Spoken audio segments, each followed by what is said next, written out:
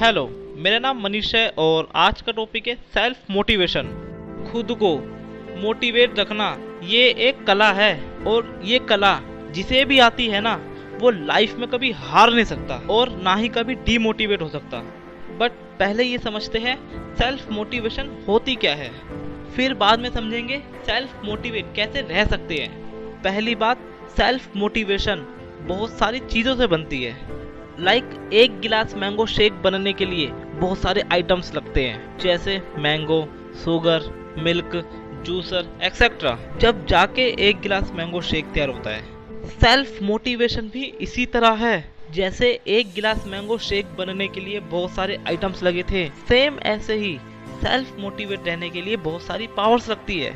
जब जाके बंदा सेल्फ मोटिवेट रहता है, और सेल्फ मोटिवेट रहने के लिए सिर्फ 3 कारण बहुत जरूरी है।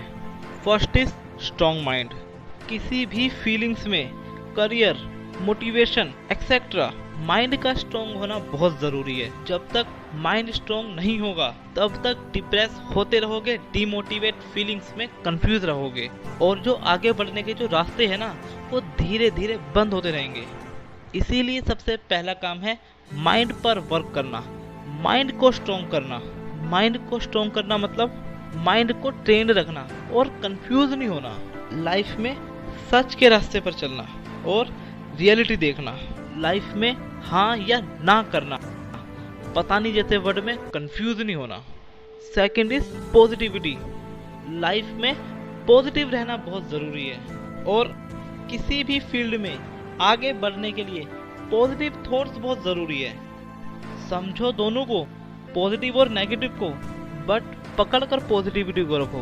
और हमारी लाइफ में कुछ ऐसे मोमेंट्स आते हैं जो हमें नेगेटिविटी की तरफ खींच कर लेके जाते हैं, और कुछ इंसान ऐसे मिलते हैं जो नेगेटिविटी से भरे होते हैं। बट हमें उस टाइम ये समझना है कि ये हमारे लिए ज़रूरी है या हमारे ड्रीम्स हमारे लिए ज़्यादा ज़रूरी है। एग्जाम्पल में 2 रास्ते हैं, एक नेगेटिविटी का और एक पॉजिटिविटी का। नेगेटिविटी वाला वो है जो नशे की तरफ लेके जा रहा है, और पॉजिटिविटी वाला वो है जो हमारे ड्रीम्स को पूरा करेगा। और लाइफ में कुछ ऐसे मोमेंट्स आ जाते हैं, कुछ ऐसे फ्रेंड्स मिलते हैं जो नशे की तरफ खींच कर लेके जाते हैं। उस टाइम नेगेटिविटी हर जगह से आ रही होती है, बट उस टाइम हमें पॉजिटिविटी को पकड़ कर रखनी है और स्ट्रॉन्ग माइंड का यूज़ करके पॉजिटिविटी की तरफ जाना है। पॉजिटिविटी क्या है, हमारे ड्रीम्स कैसे पूरे होंगे और हमें आगे लाइफ में करना क्या है, हमारे सपने कैसे पूरे होंगे, ये है positivity. Third is improvement. Improvement in your self. जब तक इम्प्रूवमेंट नहीं होगी, इम्प्रूवमेंट से बेटर रिजल्ट नहीं होंगे, तब तक कॉन्फिडेंस नहीं आएगा। अगर कॉन्फिडेंस नहीं आएगा तो मोटिवेट भी नहीं रह सकोगे। इसलिए अपने आप में, अपने काम के अंदर और स्किल्स में इम्प्रूवमेंट ज़रूर लेकर के आनी है।